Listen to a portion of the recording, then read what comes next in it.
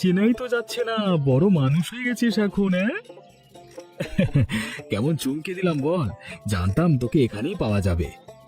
হ্যাঁ, রোজ সকালে বাবার দোকানে বসে চা খাই। বাবার দোকান থেকে চা না খেলে আমার দিন শুরু হয় না। আরে গোপাল যে, চেনাই তো যাচ্ছে না। ভালো আছো জেঠু? হ্যাঁ বাবা, আমি ভালো আছি। তুমি ভালো আছো তো? হ্যাঁ, ভালো আছি। আর সেই জন্যই তো ভাবলাম বন্ধুকে একটু দেখে আসি। ভাই, তুই রাগ করিস আর যাই করিস, আমি কিন্তু তোর কাছে গ্রামে কদিন থাকবো। যতদিন ইচ্ছে থাক। এই গরিব বন্ধুর বাড়ির খাতিরদারি যদি তোর পছন্দ হয়, তাহলে সারা জীবন থেকে জানা, কেউ মানা করবে না। থাকতেই তো এসেছি। জেঠু, চা দাও তো, একটু চা খাই ভালো করে। অনেক দূর থেকে আসছি, চা খাওয়া হয়নি। সেই ভোরবেলায় বেরিয়ে এতটা রাস্তা আসা, উফ। আগে তো তোর পাত্তাই পাওয়া যেত না, হঠাৎ এলি, কি ব্যাপার? তুই তো জানিস আমি একা মানুষ, বিয়ে থা করতে ভালো লাগেনি। আর জ্যাঠামশাইয়ের আশীর্বাদে গ্রামে জমি জমা আছে অনেক, কিন্তু ভালো মানুষ নেই মনের মতো। ভালো লাগতো না, বুঝলি তো একা। তারপর তোর কথা মনে আসতে ভাবলাম তোর কাছে গিয়ে থাকি। খুব ভালো করেছিস ভাই। জানিস তো, এই গ্রামে এত লোক থাকলেও সেরকম মনের মতো কোনো মানুষ নেই। তাই তুই আসাতে অনেকটা মনটা ভালো হয়ে গেল রে, সকাল সকাল। রতন ঠিক বলেছে, একটা মনের মতো মানুষ পেলাম অনেক দিন বাদ। তারপর তোর খবর কি বল? আমার খবর আর জিজ্ঞেস করিস না ভাই। এই সামান্য দোকানটুকুর ভরসাতে আমাদের চলে। চাষবাস তো আজকাল ভালো হয় না, তবু এটার উপরে কত মানুষের খারাপ নজর। কাদের রে? থাক কয়েকদিন, তারপর বুঝতে পারবি। যাই হোক, তুই বাড়ি চল আমার সাথে। আসি বাবা। তোর বাড়ি এলাম। তা তোর বন্ধু তো খেতে পায় না নিজেই, তোকে আবার কি খাতির করবে রে? বন্ধুর বাড়িতে সব সময় কোনো কিছু আশা নিয়ে আসতে হবে, এরকম কথা কি আছে? বন্ধু বন্ধুর বাড়িতে অনেক কারণে আসতে পারে। তা বলে যে মানুষের সামান্য পেটে খাবার জোগান নেই, তার বাড়িতে সে আবার ভার বাড়াচ্ছিস কেন? হ্যাঁ, সেটা আমি বুঝবো, তোমাকে বুঝতে হবে না। আমি না বুঝলে চলবে কি করে বল? আমি কে জানিস তো?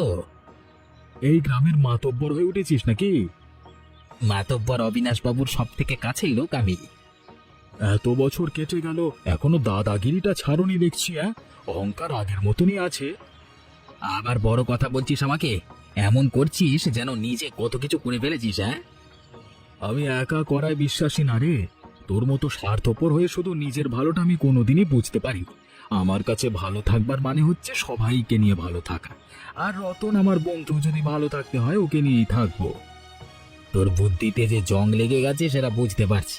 যাই হোক ভাই, তোর জীবন তুই ভালো করে বুঝবি, করবি। তবে এই গ্রামে কোনো কিছু করতে হলে আমার মুখোমুখি দাঁড়াতে হবে, এই কথাটা আমি আজকে তোকে পরিষ্কার করে বলে গেলাম, মনে রাখিস।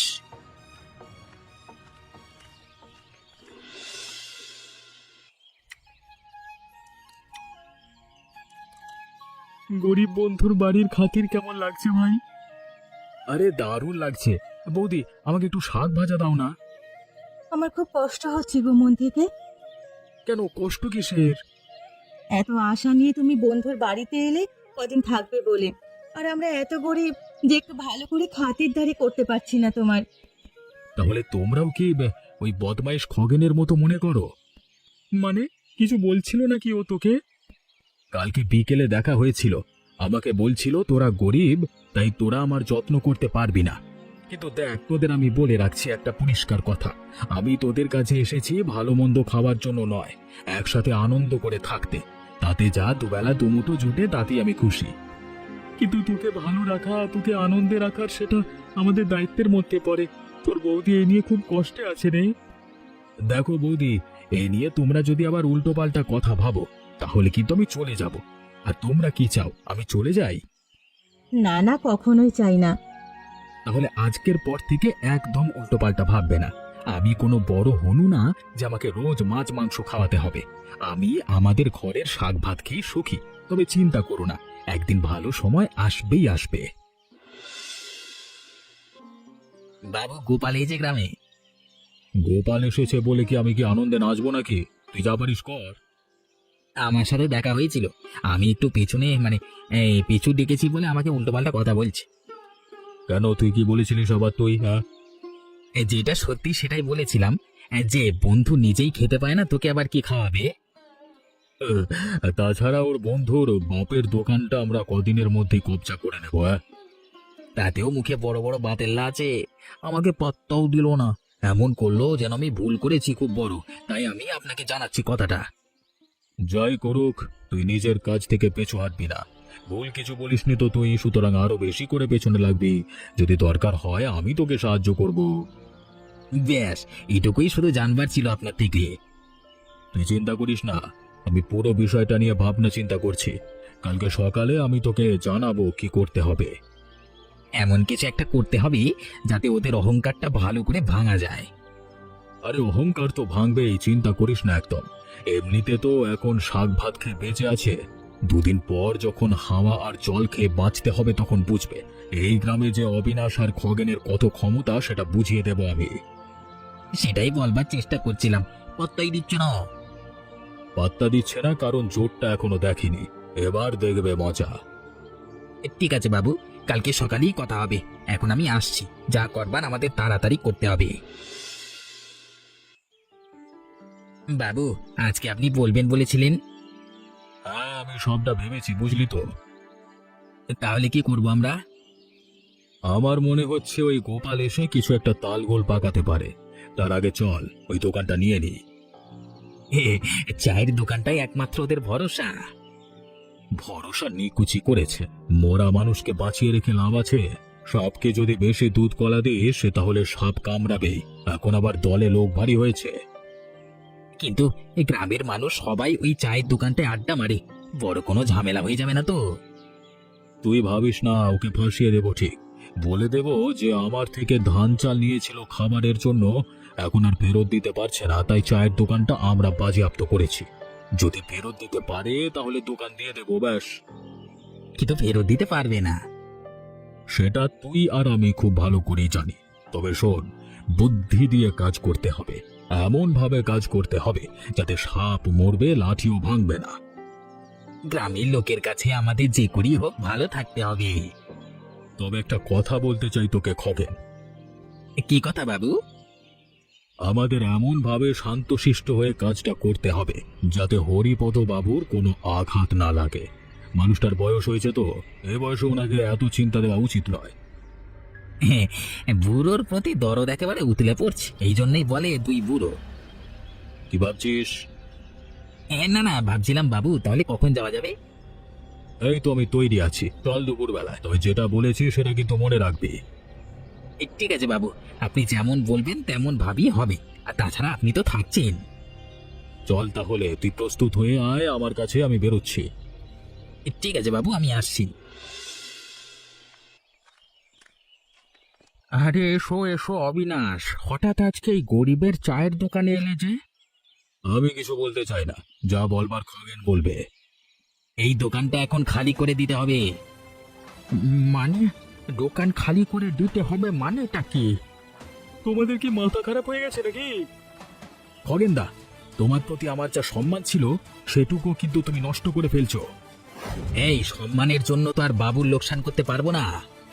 কিসের লোকসান শুনি? এরা বাবুর থেকে অনেক ধান চাল নিয়েছিল, বলেছিল ফিরিয়ে দেবে, এখনো দিতে পারিনি, তাই আমরা দোকানটা নিতে এসেছি। মিথ্যে কথা বলছে, আমরা খেতে না পেলেও কোনোদিন কারোর কাছে হাত পাততে চাইনি। যাই হয়ে যাক, এই দোকান আমি দেব না। এই দোকান আমার একমাত্র সম্বল। এই বুড়ো বয়সে একটু ভালো আছি এই দোকানটা চালাই বলে। সবার সাথে কথাবার্তা হয়, মনটা ভালো থাকে। মন অন্য জায়গায় গিয়ে ভালো রাখবে কাকা, যেটা বলেছি সেটা শুনতে হবে। গায়ের জোর দেখাবি না ভাই। এক মিনিট, ঝগড়া ঝামেলা না করেও সমাধান করা যায়। বাবু, আপনি এই দোকানটার বদলে যা চাইবেন দিতে রাজি আছি।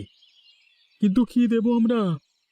ঠিক আছে, আমাকে তাহলে একটা বড় জমি দাও, তাহলে মিটে যাবে। রাজি আছি, আমি আমার গ্রাম ছেড়ে এখানে চলে এসেছি। আমার সব থেকে বড় জমিটা এখন আপনার। কি বলছিস কি তুই? বুঝতে পারছিস কি তুই এরা যে মিথ্যে ষড়যন্ত্র করেছে? আমরা হার মেনে নেব? হার জিতের প্রশ্ন এখানে আসছে না, আর সব হিসেব এত সোজা হয় না। আমি হরিপদ কাকাকে যেটুকু সম্মান করি নিজের বাবার মতো, ওনার ভালো থাকবার জন্য আমি সবকিছু করতে রাজি আছি। না না না না, আমাদের এই দোকানটাই চাই। আমি বাবুর সাথে কথা বলছি। বাবু, আপনি কি চান? ঠিক আছে, তুমি যদি তোমার জমি আমাকে দাও তাহলে আমি এই দোকানটা ছেড়ে দেব, চলে আয় খগেন।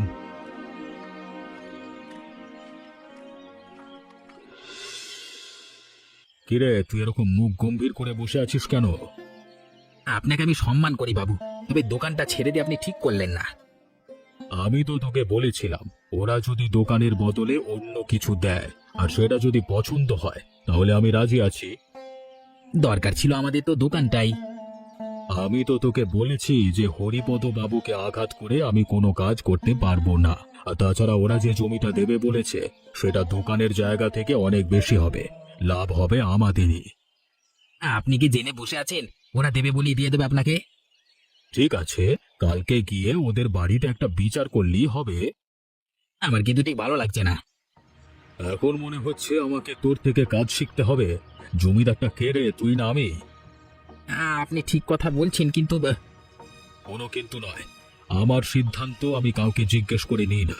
নিজের সাহসটা নিজের মধ্যে রাখলেই ভালো, বুদ্ধিমানের কাজ করবি। আর আমি যেটা সিদ্ধান্ত নিয়েছি সেটাই হবে, এবং কালকে আমার সাথে বিচার সবাই তুই যাবি। যদি না যাস তাহলে আমি তোকে কাজ থেকে ছাড়িয়ে দেব। ঠিক আছে বাবু, ক্ষমা করে দেবেন আমাকে। হরিপদ বাবু কোথায়? আপনারা যেটা করেছেন তারপরে আর ভালো থাকবার উপায় আছে বাবার? ঘরে শুয়ে আছেন। ওনাকে আঘাত করবার আমার কোনো উদ্দেশ্য ছিল না। তাহলে এখন এসেছেন কেন? এখন এসেছে বিচার করতে। কালকে যে অত বড় বড় কথা বললে জমি দেবে, কত কিছু দেবে, তার একটা বোঝাপড়া তো হওয়া দরকার। আমি ভালোভাবে কথা বলছি বলে খগেন এটা মনে করিস না যে আমি সারাক্ষণ ভালো করেই কথা বলবো। আমি বাবুর সাথে কথা বলছি আর বাবুর সাথে কথা বলবো, মাঝখানে তুই কথা বলবি না। তুই চুপ করে থাক খগেন, আমাকে বুঝে নিতে দে। এবারে কি বুঝে নিতে এসেছেন বলুন তো? আমি শুধু এতটা জানতে চাই যে যে জমিটা দেওয়ার কথা বলেছে সেই জমিটা কবে দেবে, তার একটা তো বিচার হওয়া দরকার। আমি আপনার এই খগেনের মতো নয় যে কথা দিয়ে চিটিংবাজি করব। আমি যখন বলেছি তখন আপনি যেদিন ইচ্ছে যাবেন, জমি আপনার জন্য প্রস্তুত আছে। আর আপনি বলেছিলেন যে ওদেরকে আপনি শস্য ধার দিয়েছিলেন, যে জমিটা আপনাকে দেব সেটা উর্বর জমি, আর অনেক বেশি শস্য আপনি ওখান থেকে পেয়ে যাবেন। ঠিক আছে, কথা যখন হয়ে গেল তখন আর কোনো চিন্তা নেই। আবার যখন ইচ্ছে লোক পাঠিয়ে সেই জমি আমি কবজায় নেব। তার বদলে কিন্তু দোকানে কিছু করতে পারবেন না। না, হরিপদ বাবুকে আমি আর আঘাত করব না। এই দাঁড়া গোপাল, তোর সাথে আমার কিছু কথা আছে। অন্ধকারে কি আমাকে ভয় দেখাতে এসেছিস? হ্যাঁ, অনেক অন্ধকার আমি দেখেছি, আর তুই লোকটা কেমন সেটা আমার খুব ভালো করে জানা আছে। সুতরাং ভয় দেখে আমাকে কোনো লাভ নেই। বাবু যেটা করেছে সেটা আমার পছন্দ হয়নি, আমার এই দোকানটা চাই। এই গ্রামের মোড়ল কে রে, তুই না তোর বাবা, নাকি অবিনাশ বাবু? হ্যাঁ, মোড়ল যেই হোক, আমার যখন পছন্দ হয়নি তখন আমি প্রতিবাদ জানাবই। এখনো বলছি তুই ভুল করছিস। আমাকে ঠিক ভুল বোঝাবি তুই? দাঁড়া, তোকে দেখাচ্ছি। ওরে বাবা রে বাবা, কাটায় আটকে গেলাম গো। ওরে বাবা রে, বাঁচা! আর সব চামড়া তো ছিঁড়ে বেরিয়ে গেল। আমি কোনোদিন করবো না এরকম, আমাকে বাঁচা রে। সারা শরীর ঢুকে গেল রে বাবা। বাবা, তুমি এভাবে কেন চলে গেলে আমাদের ছেড়ে? বাবা গো, জেঠু, আমার বাবার পর তুমিই তো একমাত্র ছিলে। তোমার জন্যই তো এসেছিলাম এই গ্রামে। তোমার ভালো থাকার জন্য ওই দোকানটা বাঁচালাম, সব শেষ হয়ে গেল গো। আমার কত ভালো কাজের ফলে এরকম একজন শ্বশুর পেয়েছিলাম জীবনে, মানুষটা এইভাবে চলে গেল। দিয়েছেন তাই হয়েছে, সামান্য একটু লোভের জন্য আপনি একটা মানুষকে মেরে ফেললেন। আমি তোমাদের কাছে হাত জোড় করে বলছি, আমি কোনোদিন চাইনি হরিপদ বাবুকে কষ্ট দিতে। সেই জন্যই আমি গোপালের পরামর্শটা মেনে নিয়েছিলাম। তাতেও কি কোনো লাভ হলো? আবার অনেক কথা বলবার আছে। আজকে তোমাদের যতটা কষ্ট হচ্ছে তার থেকেও বেশি কষ্ট হচ্ছে আমার। না হলে কি আমি কোনোদিন অত সহজে দোকানটা ছেড়ে দিতাম? তাহলে আপনি এরকম করলেন কেন? করেছি তার কারণ আছে, তবে তার আগে ওনার জীবনের দায়িত্ব যখন নিতে পারিনি, তখন শেষ কাজের দায়িত্বটা আমাকে নিতে দাও। আমি সমস্ত দায়িত্ব নেব। যে কথাটা তখন বলতে গিয়ে থেমে গেছিলাম, সেই কথাটা তোমাদের কাছে বলতে চাই। কি আর বলবেন, সব তো শেষ হয়ে গেল। রতন, তুমি হরিপদ বাবুর ছেলে হয়েও জানো না, কারণ সেটা অনেক আগের কথা। আমি খুব গরিব ছিলাম, খেতে পেতাম না, ভালো করে রাস্তায় পড়ে থাকতাম। একদিন আমার কষ্ট দেখেই হরিপদ বাবু আমাকে আশ্রয় দিয়েছিলেন। তখন ওনার অবস্থা ভালো ছিল। মানুষটা সবার জন্যই এমনটা করতেন। আমার জন্য হয়তো একটু বেশি করেছিলেন, তাই আমি মূল্য দিতে পারলাম না শেষ পর্যন্ত। তোমার জন্মের আগের কথা, আমাকে নিজের সমস্ত সহায় সম্বল নষ্ট করে পড়াশোনা শেখালেন আর ভবিষ্যৎ বানিয়ে দিলেন। তারপর ধীরে ধীরে আমি বড়লোক হয়ে গ্রামের জমিদার হয়ে উঠলাম, আর স্বার্থের লোভে ভুলে গেলাম ওনাকে। তারপরেও আপনি এটা করতে পারলেন? স্বার্থ মানুষকে অন্ধ করে দেয়। আমাকে দিয়ে উনি প্রতিজ্ঞা করিয়ে নিয়েছিলেন যে যতদিন উনি বেঁচে থাকবেন ততদিন যেন আমি এসব কথা কাউকে না বলি, তাই এতদিন বলতে পারিনি। চোখের সামনে যে মানুষটা আমার ভবিষ্যৎ করে দিলেন, তিনি চা বিক্রি করে কষ্ট করে না খেতে পেয়ে জীবন কাটিয়ে দিলেন। সব দোষ আমার গো, সব দোষ আমার। আমি ভাবতেও পারি না যে কেউ কারোর জন্য এমনটা করলে তাকে এই প্রতিদান দেয় মানুষ। আমি বোধহয় মানুষের পর্যায়ে পড়ি না, না হলে হয়তো এতটা খারাপ কাজ আমি করতে পারতাম না। তবে সত্যি কোনো দিন ওনাকে আঘাত করতে চাইনি আমি, আর মৃত্যুটা তো আমি এখনো মেনে নিতে পারছি না। যাই হোক, আমার খুব কষ্ট হচ্ছে, আমি বাড়ি যাই।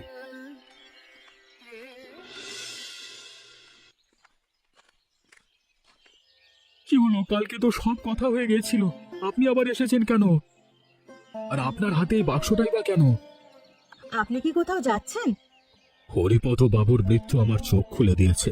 আমি যা করেছি তারপর মাথা উঁচু করে আর এ গ্রামে থাকতে পারবো না আমি। কোথায় যাচ্ছেন আপনি?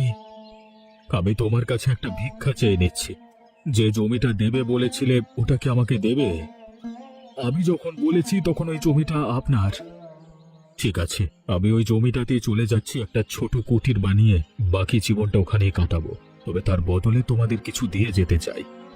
কি দিয়ে যাবেন আপনি? আমি চোখের সামনে সবকিছু দেখেছি, তোমাদের কষ্টটা। সব থেকে বেশি কষ্ট পেয়েছো তুমি, তাই তোমাদের ভবিষ্যতের কথা ভেবে আমি আমার সমস্ত সম্পত্তি তোমাদের নামে করে দিয়ে যাচ্ছি, আর আমার জমিদারি দেখাশোনার ভার দিয়ে যাচ্ছি গোপাল আর রতনকে। কিন্তু এমনটা আপনি না করলেও পারতেন। যে মানুষ নিজের কাছে হেরে যায় সেই মানুষের আর কিছু পাওয়ার থাকে না। আমি নিজের কাছে হেরে গেছি। হরিপদ কাকা নিঃশব্দে চলে গিয়ে আমাকে হারিয়ে দিয়ে গেছে, আর এটাই আমার উচিত শিক্ষা। একটা কথা বলবো বাবু? হ্যাঁ, বলো না। জীবনের যুদ্ধে আমাদের নানান পরিস্থিতির মধ্যে দিয়ে যেতে হয়, তবে শেষ পর্যন্ত আপনি যেটা করলেন এটাও বিরল।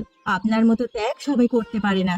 যদি সবাই পারতো তাহলে শেষ পর্যন্ত তারা ভালো হয়ে যেত, যেমন আপনি হয়ে গেলেন। সত্যি আপনার প্রতি আমাদের রাগ অভিমান নেই। আর যেখানেই যাচ্ছেন ভালো করে থাকবেন, আর কোনো রকম প্রয়োজন পড়লে আমাদের জানাতে ভুলবেন না। আর ওই জমিটা এখন থেকে আপনার। আমিও চাইবো তোমরা ভালো করে থাকো, আর এই গ্রামের সত্যি প্রয়োজন একজন যুবক এবং ভালো জমিদার পাওয়া। তোমরা তাদের চাহিদা পূরণ করতে পারবে।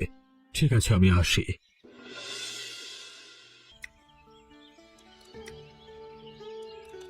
বলেছিলাম তো একদিন ঠিক ফিরবে। তোর কথা সত্যি হয়ে গেল ভাই। এতদিনে আমার মনটা ভালো হয়েছে। এতদিনে আমি তোমাকে ভালো করে যত্ন করতে পারছি। এবারে বন্ধুর বাড়িতে খাতিরদারিটা ভালো হলো বল। এতদিনেও খারাপ কিছু ছিল না, তবে চিংড়ি মাছের মালাইকারি আমার খুব প্রিয়। আর তোরা আজকে চিংড়ি মাছের মালাইকারি রান্না করেছিস, আমার খেতে খেতে একবারে মন ভরে যাচ্ছে। তবে একটা কথা, অবিনাশ বাবু যখন এত বড় দায়িত্ব দিয়ে গেছে তখন আমাদের সামলাতে হবে তো। আজকে যখন ওনার পয়সায় ভোজ করতে পারছি তখন দায়িত্ব তো নেবই। আমরা দুজন মিলে সমস্ত দায়িত্ব নেব। আর হ্যাঁ, কখনোই আমরা ওনার মতো অত বড় বাড়িতে গিয়ে থাকবো না। আমরা সাধারণ মানুষের মতো সাধারণ মানুষের কাছে থাকবো। তাতে সাধারণ মানুষের দুঃখ কষ্টগুলো আরো ভালো করে বুঝতে পারবো। আর ওই বড় বাড়িটা গ্রামে যখন কোনো বিপর্যয় আসবে তখন সবার একসাথে থাকার জন্য ব্যবহার করা হবে। একদম ঠিক কথা। আর খগেনের যা শিক্ষা হয়েছে